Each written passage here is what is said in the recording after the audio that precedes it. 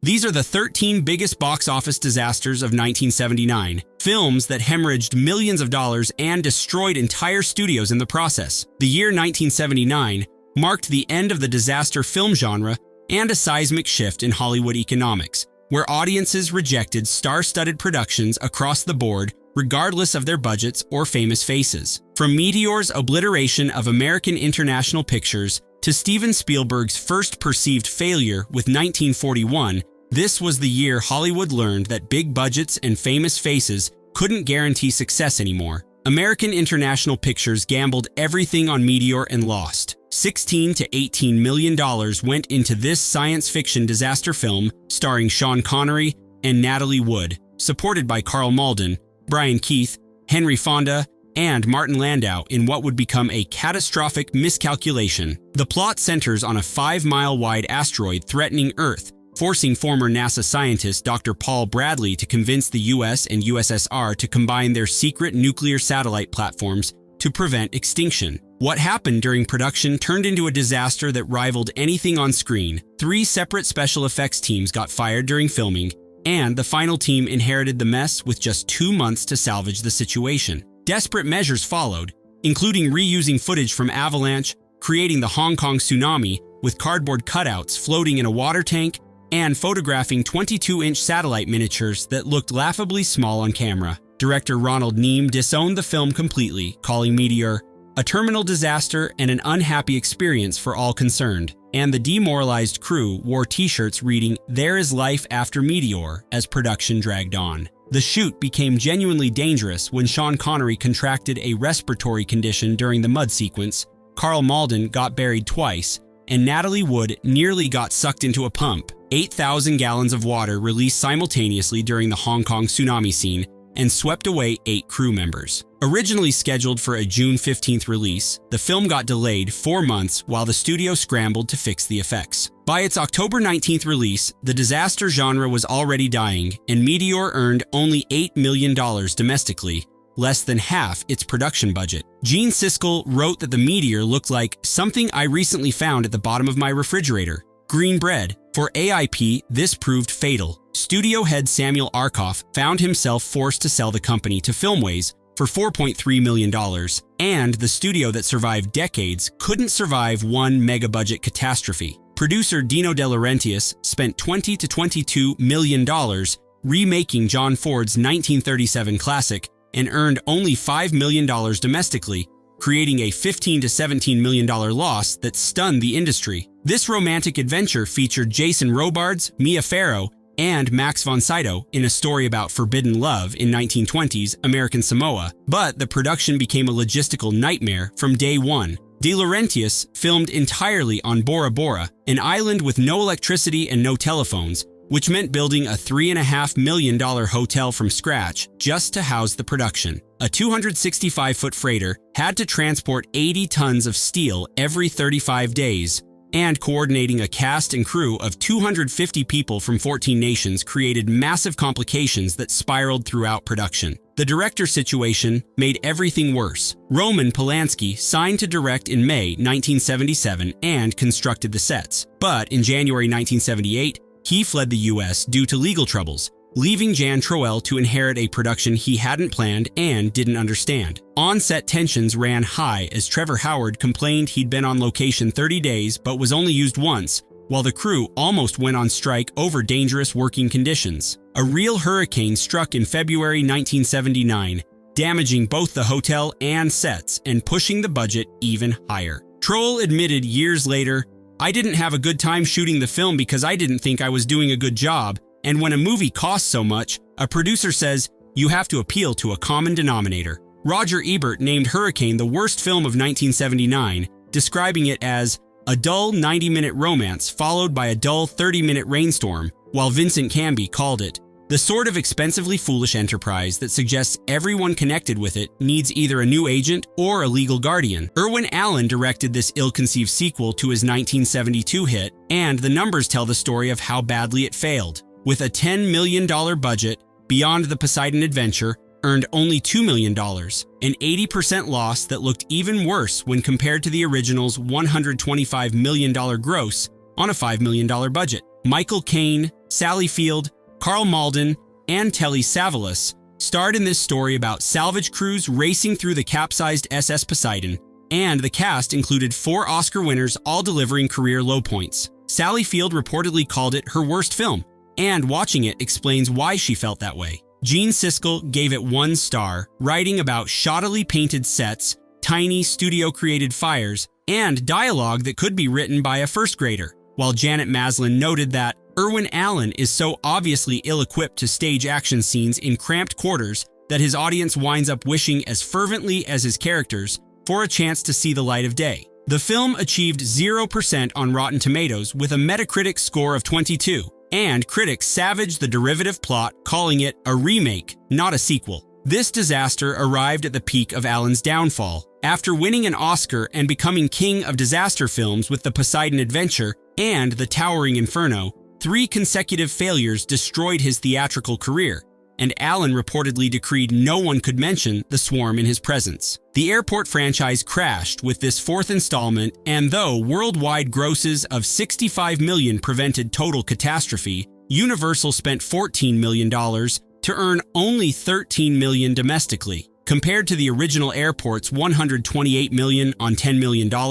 this was franchise-killing business. Alain Delon, Susan Blakely, George Kennedy, and an ensemble including Sylvia Crystal and Eddie Albert appeared in this absurd plot involving a weapons dealer attempting to destroy a Concorde using drone fighter jets and missiles. Producer Jennings Lang spent years getting Air France's permission, and the airline demanded script changes ensuring professional pilot behavior throughout the film. The real Concorde appeared on screen for 3 days, and tragically, the specific aircraft used would crash on July 25, 2000 as Air France Flight 4590. Roger Ebert highlighted the scene where Kennedy's character fires a flare through the cockpit window at supersonic speed, a physical impossibility played completely straight for laughs nobody intended. Vincent Canby noted, "In this case, worst is best," recognizing the unintentional comedy that permeates every scene. With a 20% Rotten Tomatoes score, the film appeared in the official Razzie Movie Guide. George Kennedy appeared in all 4 airport films with an absurd career progression from mechanic to VP to consultant to pilot,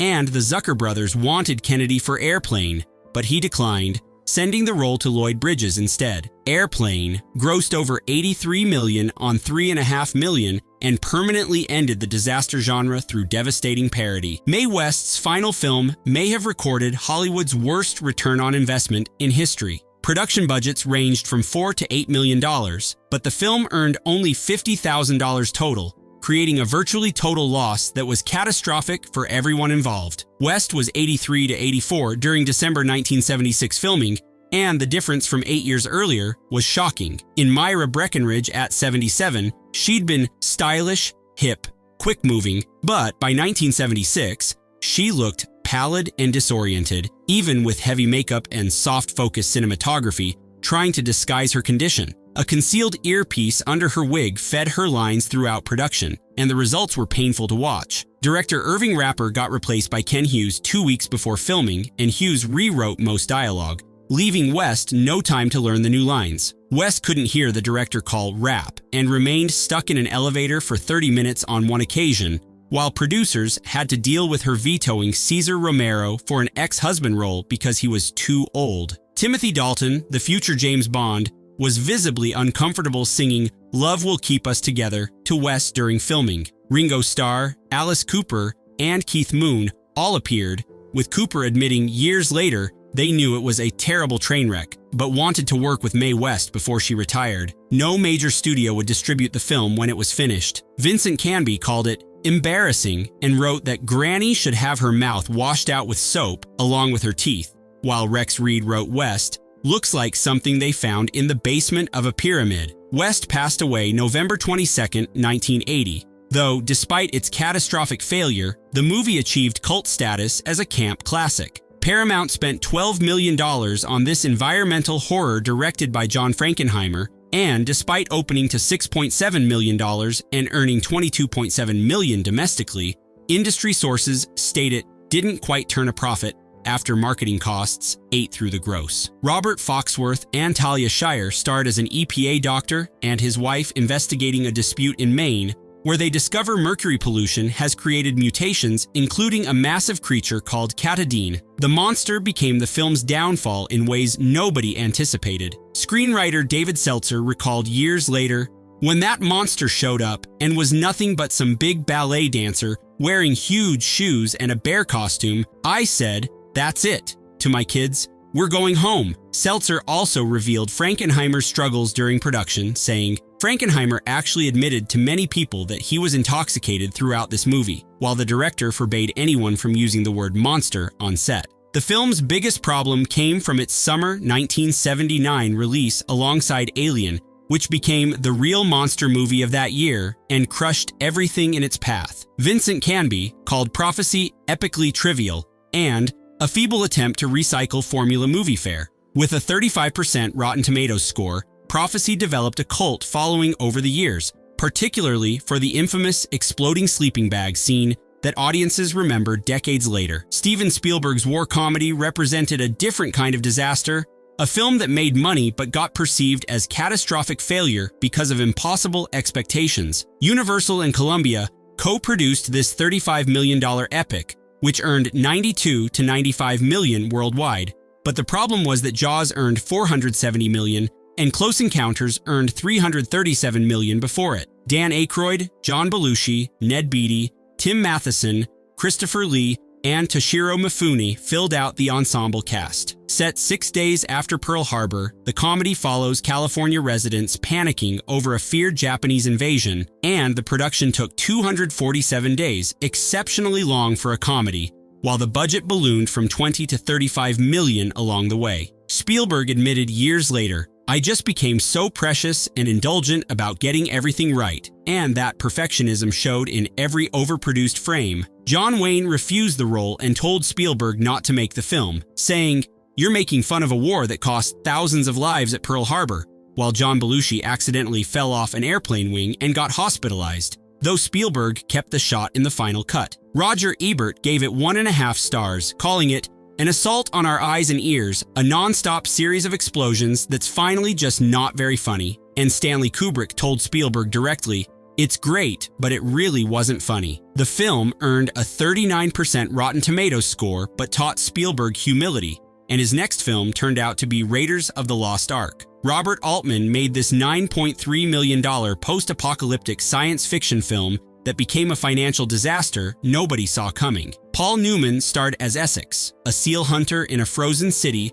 where survivors obsess over a board game called Quintet, and when players start getting eliminated in real life, Essex investigates the connection. The entire film got shot in Montreal with Vaseline around the camera lens edges for a frosted effect that looked artistic in theory, but muddy on screen. Extreme cold visibly impaired the actor's lips when speaking, creating delivery problems throughout production. Roger Ebert gave it 2 stars, calling it a puzzlement and not a very interesting one, while Pauline Kael wrote, "It's like a Monty Python show played at the wrong speed." Stanley Kaufman called it paralyzingly stupid, and the reviews kept piling up from there. Altman's career trajectory from Nashville to Quintet was dramatic and painful to watch. Coyle assessed the situation bluntly, writing, "Altman has reached the point of wearing his failures like medals, creating a mystique of heroism out of emptied theaters." With a 27% Rotten Tomatoes score, Quintet never gained a cult following, and Altman spent most of the 1980s in television before the player restored his reputation in the early 90s.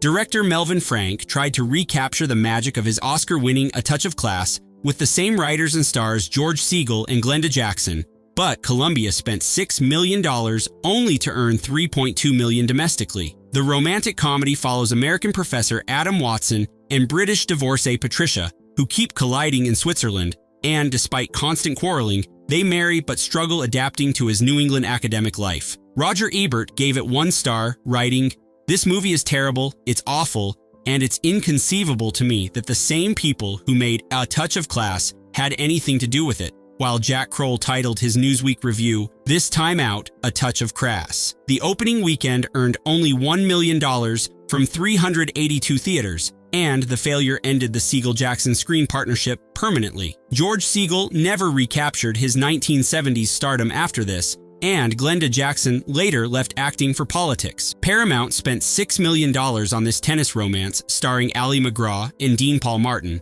and the film earned $4.9 million domestically, with the Los Angeles Times calling it one of the big thuds of 1979. McGraw played a sophisticated older woman opposite Martin's young tennis hustler who rises to Wimbledon, and the film featured tennis stars Pancho Gonzalez, Guillermo Vilas, and John McEnroe, while filming at the actual 1978 Wimbledon Championships. The script went through over 16 drafts as producer Robert Evans, McGraw's ex-husband, hired 6 or 7 writers simultaneously while sending the original screenwriter on a wild goose chase that accomplished nothing. After release, screenwriter Arnold Schulman ran a full-page trade ad denying responsibility for the final product. For McGraw, this represented a career low she never recovered from. Named the #1 female film star in 1972 after Love Story, she'd left Hollywood during her marriage to Steve McQueen, giving up roles in The Great Gatsby and Chinatown, and her career never bounced back. Dean Paul Martin was a legitimate professional tennis player, and despite the film's failure, he received a Golden Globe nomination for his performance. Tragically, he passed away March 21, 1987, at age 35 when his F4 Phantom crashed during training. The film was never released on DVD. Fox's prequel to the beloved Butch Cassidy and The Sundance Kid demonstrated why prequels to classics rarely work, and director Richard Lester's film starring Tom Berenger and William Catt lost approximately $4 million. The prequel chronicled how young Butch and Sundance first met and formed their partnership, with Jeff Corey as the only actor reprising his role from the 1969 original. The fundamental problem came from audiences already knowing where the story leads, making character growth toward a known endpoint impossible, while the original Newman-Redford chemistry couldn't be recreated, and showing legendary characters as bumbling beginners diminished their mystique. Roger Ebert gave it 2.5 stars, asking, "Did we want to know about the early days?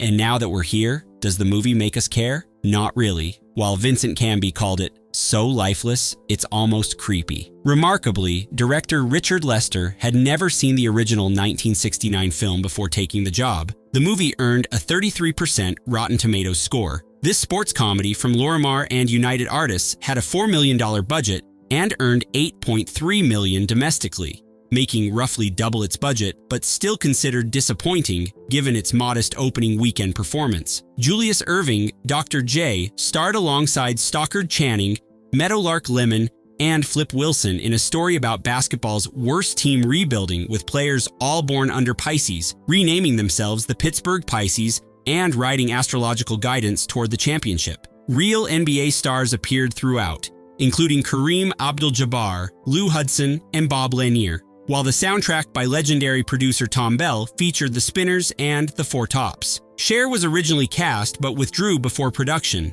Gene Siskel recommended it while Roger Ebert did not, and the film developed a devoted cult following over the years as a time capsule of late 1970s culture, complete with disco soundtrack, outrageous costumes, and NBA legends at their peak. Peter Fonda's final directorial effort starred himself and 13-year-old Brooke Shields, and United Artists released it May 25, 1979, though Fonda later claimed he offered $6 million to buy it back after they dumped it without proper promotion. Set in 1950s Arizona, Drifter Beaudry wins Orphan Wanda in a poker game, and when she obtains a treasure map, they prospect for gold in the Grand Canyon together. The film's most notable element was Henry Fonda's cameo, making this the only film featuring Henry and Peter together, and Peter paid his father $1,000 for one day's work. Todd McCarthy wrote in Variety, "A serio-comic romance which is unconvincing on virtually every level," while Gene Siskel gave it 2 stars, calling it